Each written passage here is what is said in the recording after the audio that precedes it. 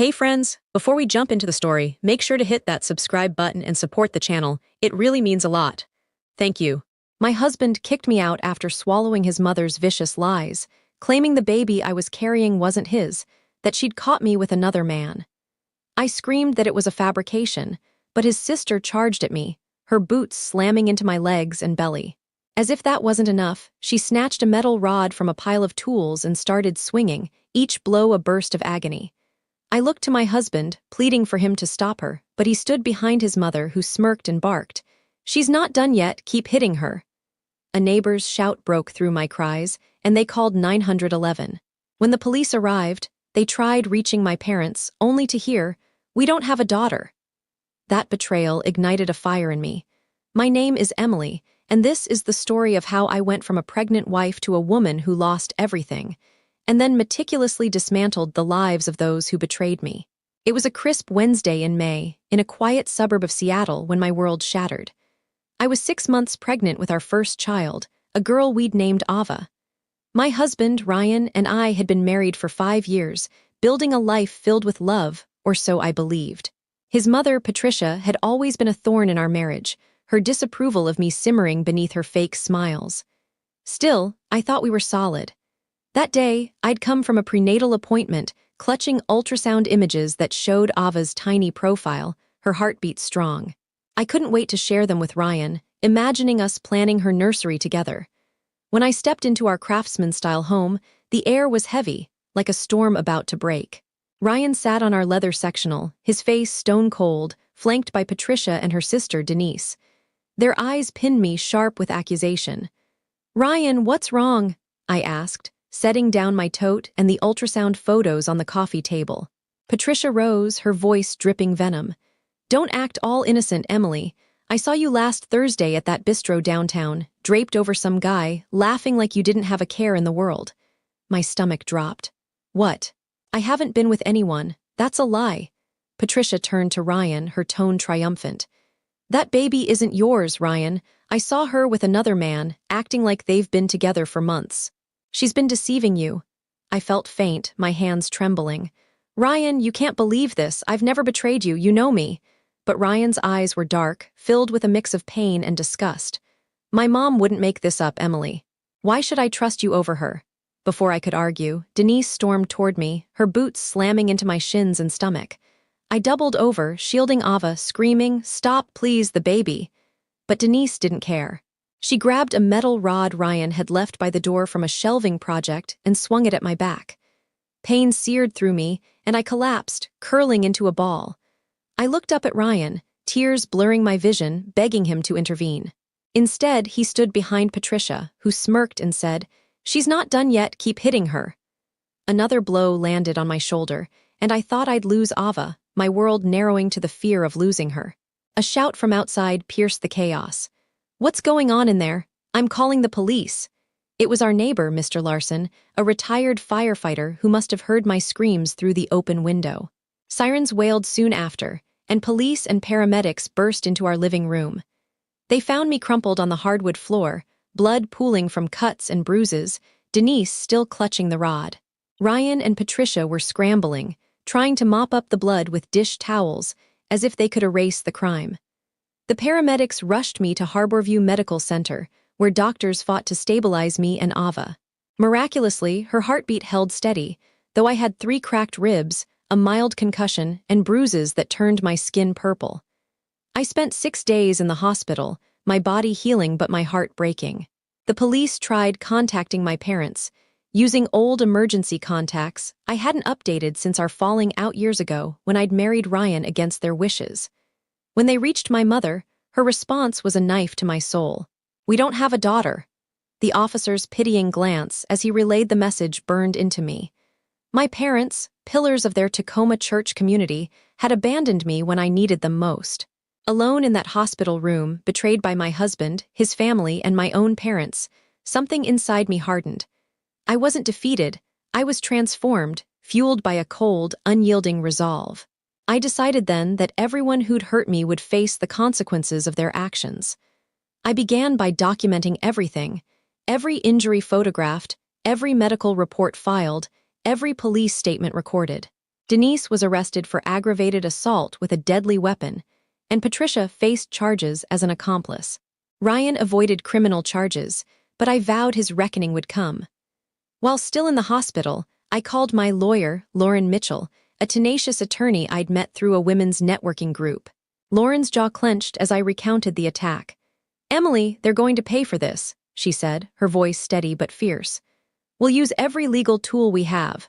We filed a civil lawsuit against Denise for assault and battery, seeking $750,000 for medical costs, pain, and emotional distress.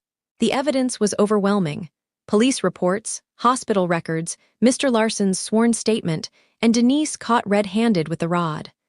Lauren built the case meticulously, detailing my injuries and the risk to Ava's life. In Denise's deposition, she tried spinning a story that I'd provoked her, claiming I'd insulted Patricia's family. Lauren tore it apart.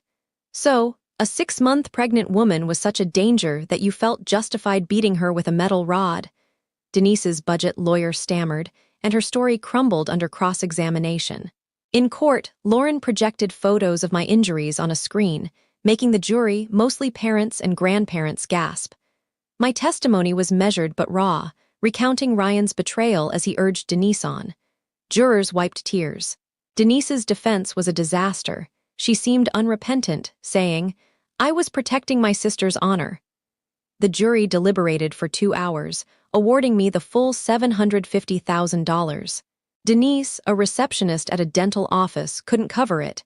She sold her townhouse, emptied her savings, and declared bankruptcy. But I wanted her to feel the weight of her actions beyond money. I hired a private investigator, Sam Rivera, a former detective with a talent for uncovering secrets. "People like Denise always have something to hide," Sam said. He was right. He discovered Denise had been skimming funds from the dental office, fudging patient payments to pocket $100,000 over 4 years to fund a secret addiction to online slot machines. She'd set up a dummy account to siphon small amounts, thinking no one would notice. I anonymously sent Sam's evidence to the dental office, complete with bank records and screenshots of Denise's gambling accounts.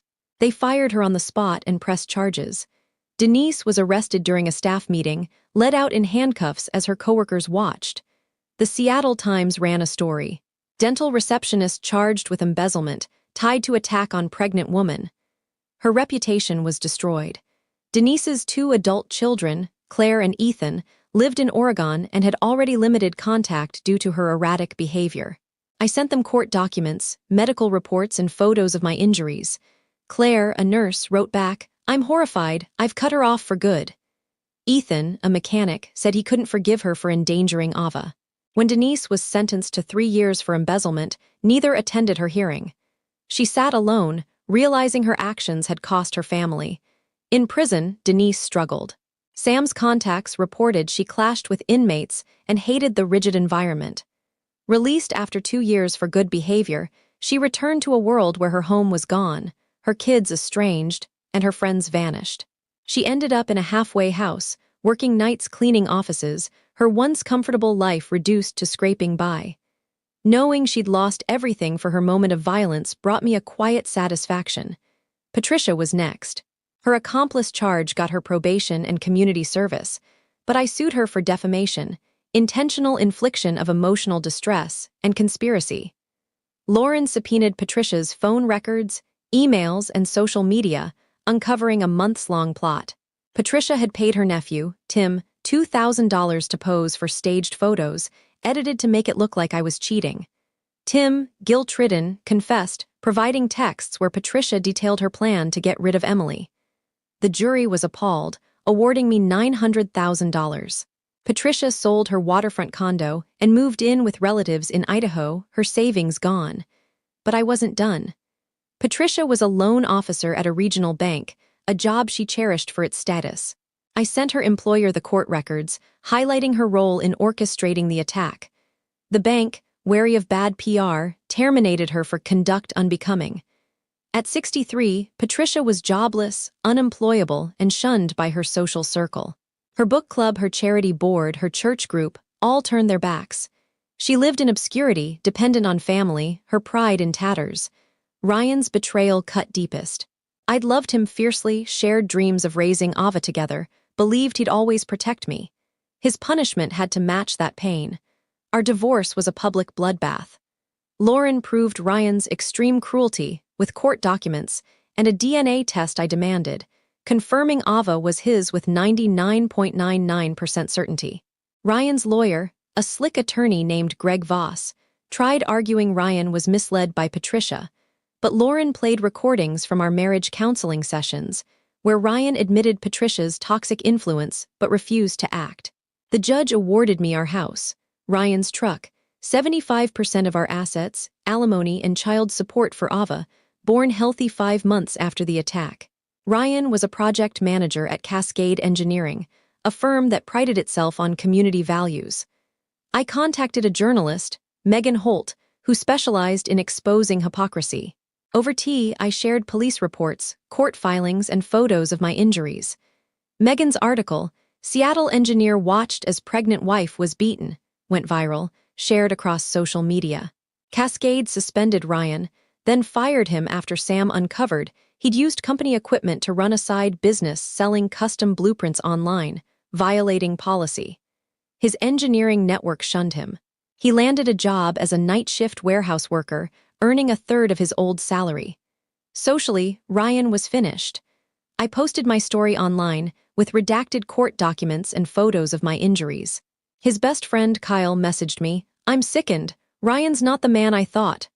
Their group chat, active for years, went silent when Ryan messaged. His fantasy football league kicked him out. His brewery meetups had no RSVPs.